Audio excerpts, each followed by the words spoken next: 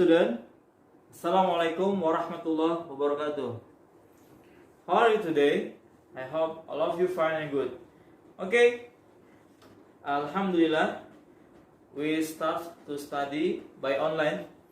I think everybody can do something important today because I will teach you about text description. Actually,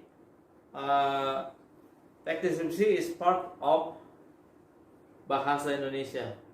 Okay, of course, I teacher Bahasa Indonesia, and I want to introduce myself. My name is Marzuki, yeah, and I teach Indonesian language, not alone, just myself, but I with teacher Hidia and teacher Husna. And today, yeah, do you know what the title of our lesson? Yes, yeah. Today the first lesson in Form 1 secondary GIS, JIPS and GIS is about text description. Yes. Do you know what is text description? I think you can imagine this object. Yeah. What it is? Yeah. It is gerabah from Lombok. Yes, Lombok Island. Yeah. And what is this? Yeah. This is pas bunga. Ya, pas bunga. Dalam bahasa Indonesia, ya, benda apapun bisa kita deskripsikan, ya. Contohnya tadi ya, ini ada sebuah gerabah terbuat dari tanah liat. Nah, ini dijadikan buah tangan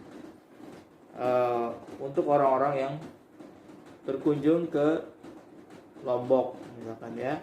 Kemudian ini menjadikan terbuat dari, juga ada tali yang diikat ya, dan diberikan hiasan bunga-bunga sehingga tampak indah dan bagus, sehingga bisa menjadi sebuah hiasan. Nah, benda yang lainnya yang lebih besar ya, tentu saja bisa dideskripsikan.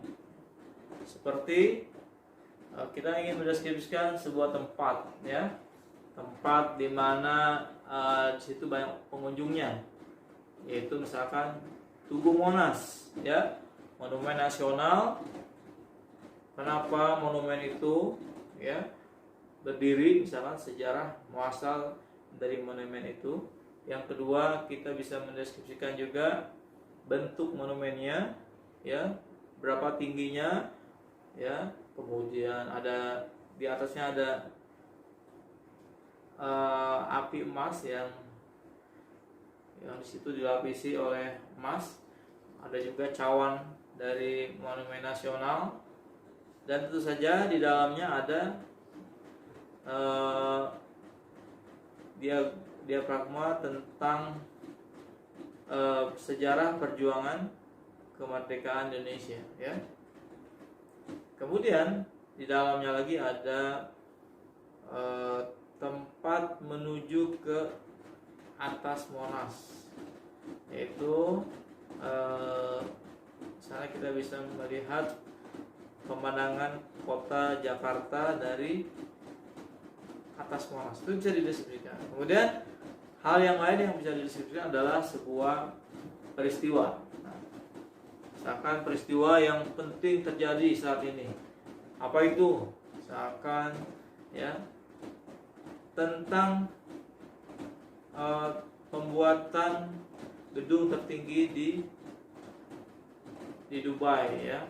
Misalkan juga ada bagaimana orang Indonesia saat ini sedang mengalami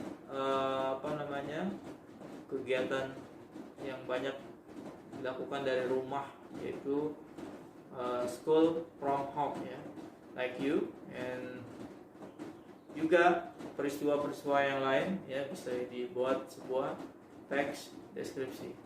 Di samping objek, tempat, peristiwa ya, kita juga bisa memberikan deskripsi kepada diri kita sendiri. Kita bisa mendeskripsikan siapa diri kita. Itu luar biasa. Nah, jadi kegiatan mendeskripsikan ini bukanlah sebuah kegiatan yang sederhana, tapi bisa menjadi sebuah kegiatan yang sangat menyenangkan apabila kita melakukannya dengan sungguh-sungguh.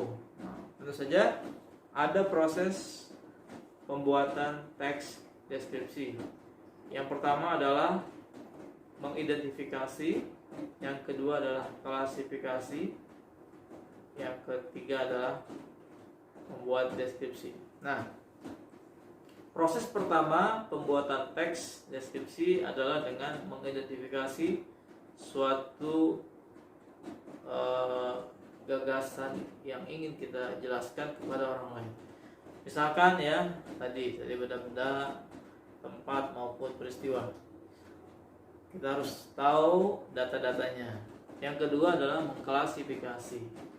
Yang menjadikan itu menarik adalah kita mendetailkan benda-benda itu ya, sehingga benda-benda tadi, peristiwa dan tempat itu menjadi sumber informasi yang sangat penting dari tulisan itu ya, dan diolah menjadi suatu informasi yang sangat penting dan menjadi sebuah penggambaran. Nah, apa sih definisi teks deskripsi?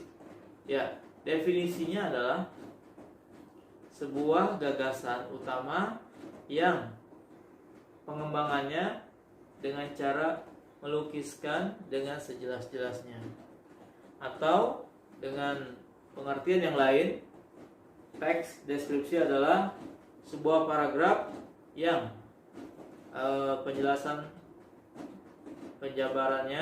penjabarannya menggunakan ya kata-kata yang terkait dengan hal tersebut dan menggunakan